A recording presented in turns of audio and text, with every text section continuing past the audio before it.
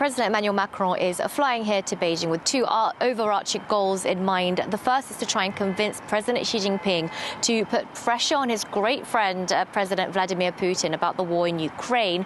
And the second is to try and make sure China doesn't go further down that path in giving even more support to Moscow. President Macron is here to remind President Xi of what this would mean for Europe and what consequences this could have for the Sino-French relationship. But clearly, this visit is not about trying to obtain any kind of condemnation of the war in Ukraine, that condemnation of the invasion that President Xi Jinping has so far yet to do. The Élysée Palace told us as such that this is highly unlikely. It's more about obtaining smaller concessions, wins perhaps on food security, perhaps harsher words on the Russian bombing of civilian infrastructure in Ukraine, the kidnapping of Ukrainian children, and even perhaps a comment or harsher words on those threats the Kremlin had made about putting nuclear weapons, basing them in Belarus. Now, the Élysée Palace keeps insisting that this could work. This visit could be successful because of these purported special relationship between the two leaders. You know, they told us